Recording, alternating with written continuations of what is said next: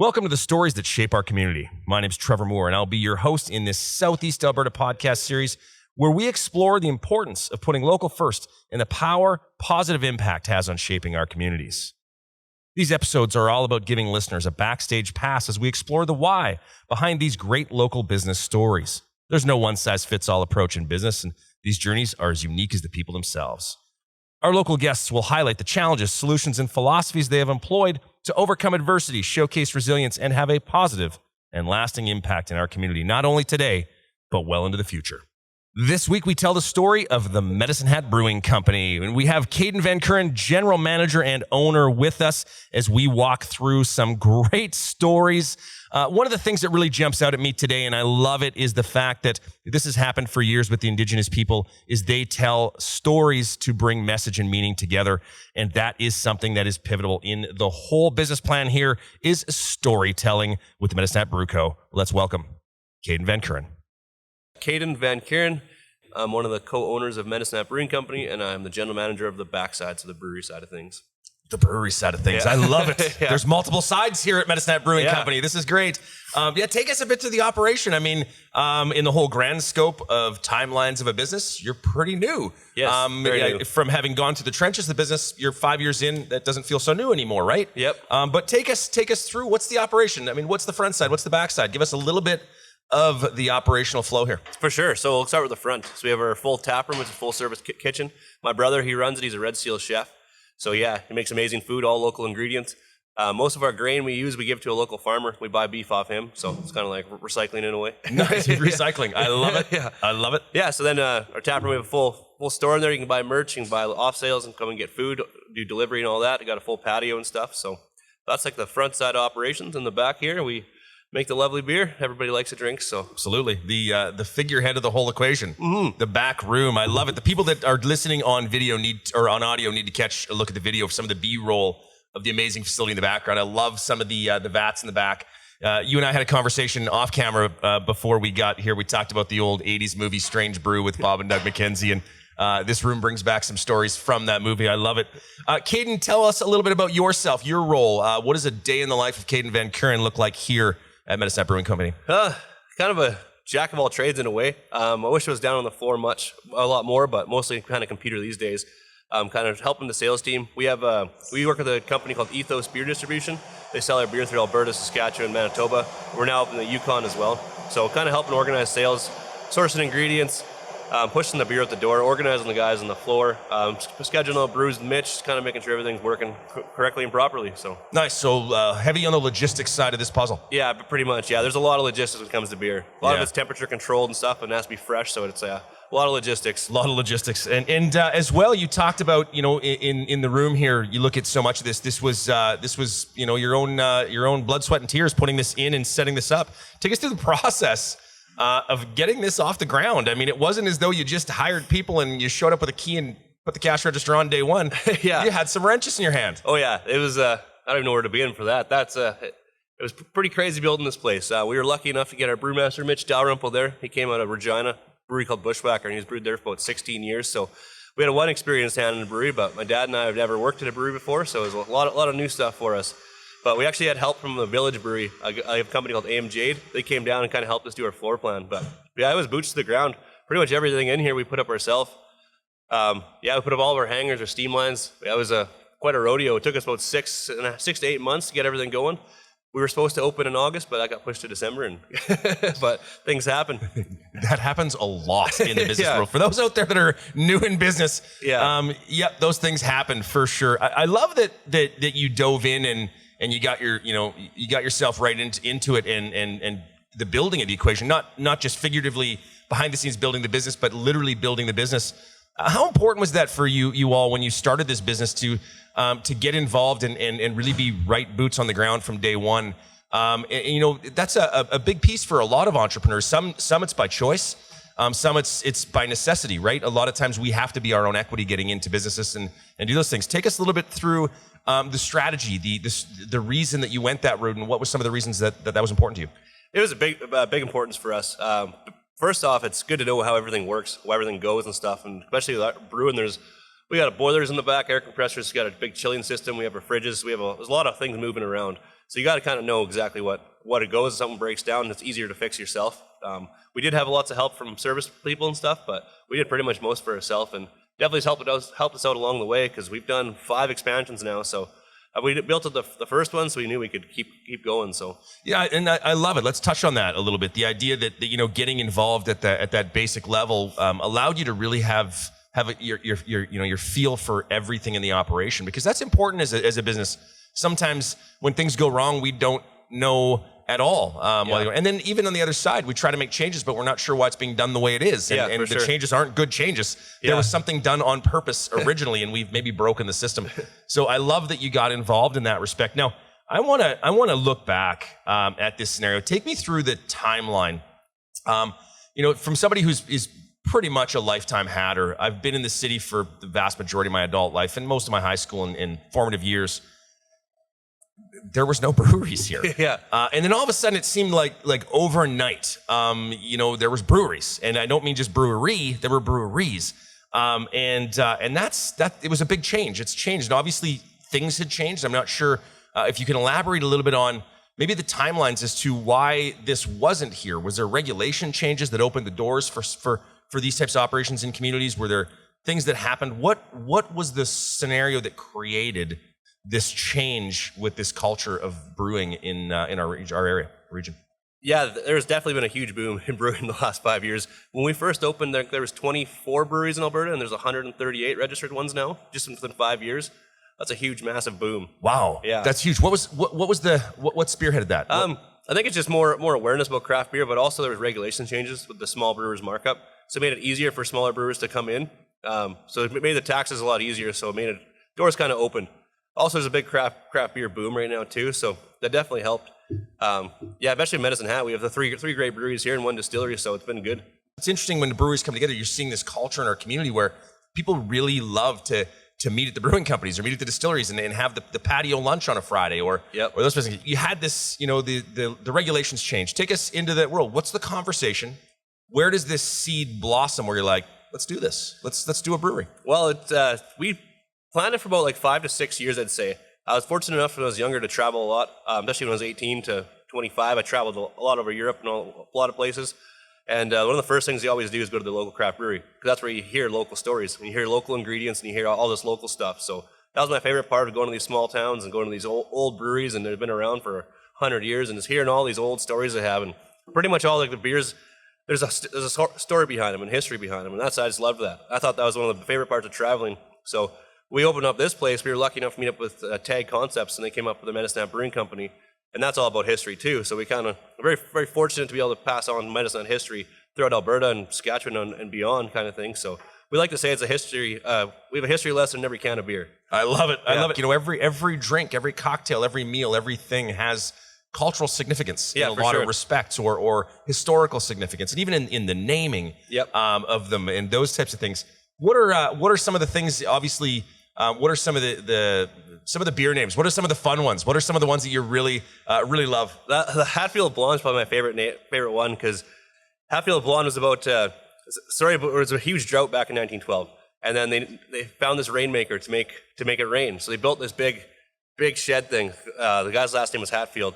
So this rainmaker built this big shed, and he was on top making it rain, and then it rained so much that it created a flood.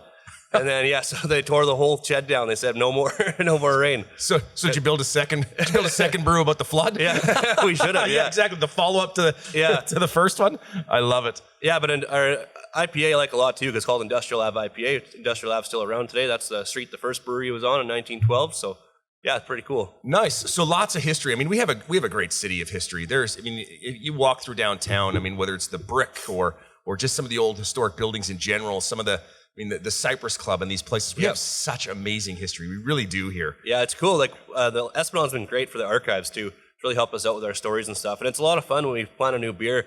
We go down there and we just dig through the things and see what would be cool to make a beer about. And it's insane how many stories and how many just little folk tales there are about Medicine Hat. And it's been great. It's been I've learned a lot about the city from opening this place too. Yeah, no kidding, right? Yeah. And some of them I'm sure come up in conversation in your tap room when you're talking about. Yeah, so I love it. You guys get to almost be the storytellers of the history. You're the thirst quenching version of the Esplanade archives. It's like we we take the story and put it into consumption, so to speak. Yes. If you have too many, you won't remember them though, but. Yeah, exactly. The stories get, and like every good story, the more it gets told, the better it gets and the less true it is. Yes, very true. For sure. We have a series called Stand Tall, and they're all about like acts of bravery. So they're not even these big stories. They're just like kind of almost folk tales and stuff. And like the one, our Briar Park New England Pale Ales, named after a gentleman who was 15, and someone fell in the river and was floating down, and this 15-year-old jumped in the river and chased after him and saved this guy's life.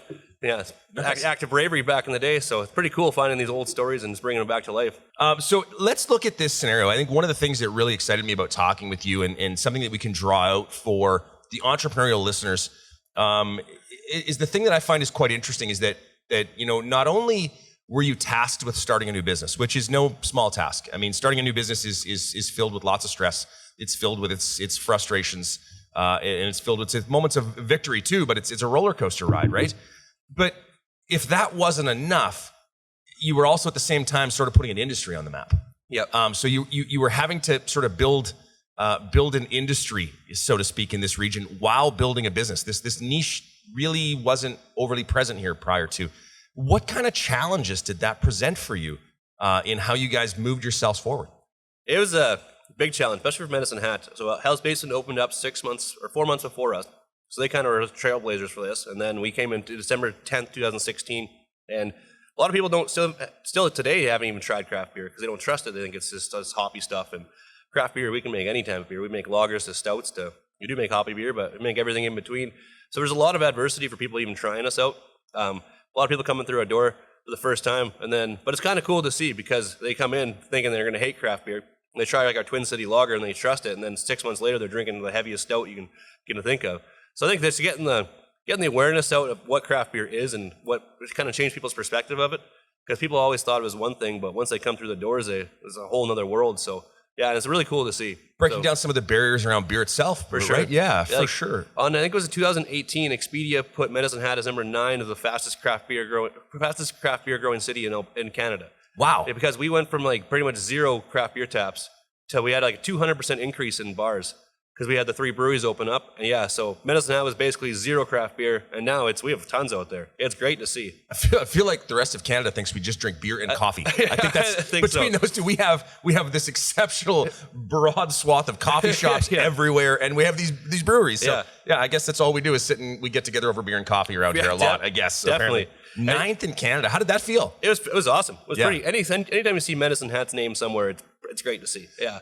I think I love how our name is Medicine Hat Brewing Company because there's not too many things that are named Medicine Hat. So the fact that we can spread our name throughout Canada is great. And yeah, so it's awesome to see. How does that feel when you go outside of Medicine Hat and you see your product on the shelves, knowing that you've taken Medicine Hat and you've created a name for yourselves here, but you've also been able to continue to facilitate. Let's be honest, it facilitates, tourism and awareness and all those types of things. How does that feel to know that you have a part in that? It's very surreal. I don't think I'll ever get over the fact when you go to a bar in like Banff or Canmore or Grand Prairie and you see us on tap, it's like, holy. Yeah, it's a really cool feeling. It's really awesome being able to spread the name around Alberta too and spread our stories. But yeah, I don't think I'll ever get over the fact that beer's out there.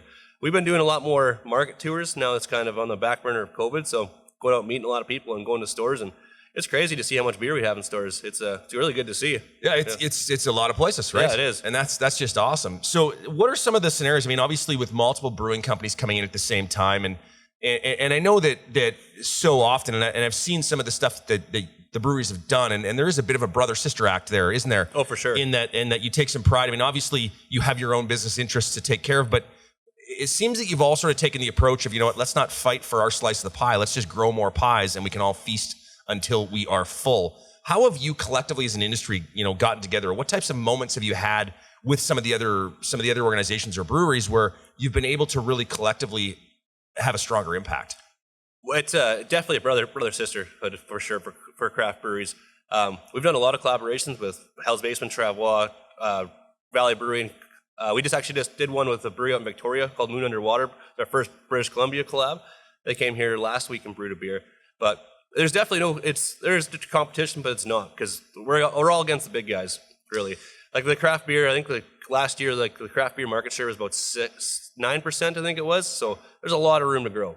there's tons of room for us to grow. Even in Medicine Hat here, they'll have 6 macro beer, and then they'll have the 3 craft. So we're not really in competition with each other. I think if we all collectively team up, we can kind of take down the big guys even more. So, but it's awesome working with other breweries. You get to hear other stories, and I learn how to do things a little differently, and just good brotherhood.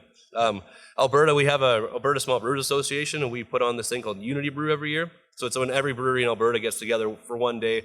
We all go to a place and we all brew a beer, and so everyone sells it in their tap room. So it's a really good industry thing. You get to meet everybody and kind of go through that. And hopefully in this September, we're going to host it. So we're going to have all the breweries in Alberta down here. So it's going to be a fun collaborative day. Nice. And I look at the impact that has in the community. You're bringing people in. I mean, that's hotel rooms, that's meals, that's accommodations. Yeah. It's a lot of things, and it's bringing maybe some people to our community that haven't been here before. Definitely. That must be a cool feeling. Yeah, I love it. I love when people come down here because it's kind of off the beaten path. Calgary and Edmonton are obviously the meccas. That's where all the craft beers, where most of the breweries are and stuff. But all the beer fests we have down here, the food and beverage, the ones at the Buckle, all over, when it brings other breweries down here, people will see the city and they're like, oh, wow, this place is great. Like they're first time down here and they want to stay. They want to come back down, do business down here. It's awesome to see. I love the look on someone's face when they come to Medicine Hat for the first time. What are some of the things that did not go as planned and actually became an amazingly unplanned accident? We had a lot of challenges when we first opened up. Because we've never opened a brewery before. So it's a huge learning curve for us. One of the biggest things was the temperature control. We send all our beer to Liquor Connect up in St. Albert. And I used to leave here in a big truck at 3 a.m, go up to Edmonton, and then drive back down. So it was a long day. And then we realized that they come to the Hat here and they drive it back up there for like $40. So, so that was for like a case of deposits on a can. Pretty much, yeah. Once that was a good thing to learn because that saved me leaving at 3 a.m. every week. So yeah, some lifestyle efficiency as well as operational efficiency. Definitely, yeah. So there's just always bumps along the way. A lot of things that saved us money are just little things you don't even know about. Tell you no. Until you ask other breweries and stuff, and you say, how you doing this? How you saving money? And they tell you, and it's like, holy, yeah, makes total sense. So for sure. I mean, business networking is massive. I know I've talked to a lot of entrepreneurs, and they're like, well, at the end of the day, as much as it's been awful, as much as it's been uncomfortable, it hasn't been all bad. I've found this one or two little things that have changed, and this has changed for me because of COVID. It gave me this gift, and I can't wait for COVID to be quote unquote over, so I can continue at this piece. But are there any things that through these last 2 years that really jump out at you that you're like, you know what, that wasn't all that bad for that? It helped us shine some light on a couple areas. Yeah, I think obviously wasn't a fun time, but really happy and really proud the way we handled the whole situation. For us, we're very fortunate that we have the backside and the front side. If our front side was closed, we had the backside to kind of pick up the slack. So we kind of work hand in hand with each other, which is good. One of the things that we started doing when we stopped now, but when peak COVID and all the stores were closed, we started doing a home delivery service. So we kind of shift gears. We had to build a website right away and online ordering and stuff. So we kind of boots in the ground did that, kind of just did everything we could to stay afloat kind of thing. We're lucky enough we have our canning machine, so our can sales went up because everyone was at home drinking, but also our keg sales went down. So there was a lot of good points, a lot of bad points. He kind of had us roll with the punches here. But we kept our head above water, and we're flourishing on the way out. So we're really happy where we're at right now. So that's awesome. And there's a lot of great stories like that. Like I said, at the end of the day, not to downplay how difficult it's been, and it's been difficult for many people personally and professionally. I totally appreciate that. And what do you want your story to be in this community? What is the legacy, if you will, you hope that the next generation is still talking about in Medicine Hat with the brewing company? What is your philosophy, or what is your corporate philosophy? Our corporate philosophy would be like hard work and hands drink here. So basically our whole goal is we want anyone who walks through our door to feel comfortable, feel welcome, and feel accepted, and have a drink for everybody. So that's why we have a lot of different products, and we're still growing, but we want everyone to feel safe, feel comfortable, and not to feel pressured or any way, have something for everybody here. So that's been our motto since day one, and it's really helped. We have whole different demographic come through our tap room. We have regulars that come every Friday, all the time. So it's been really cool to see.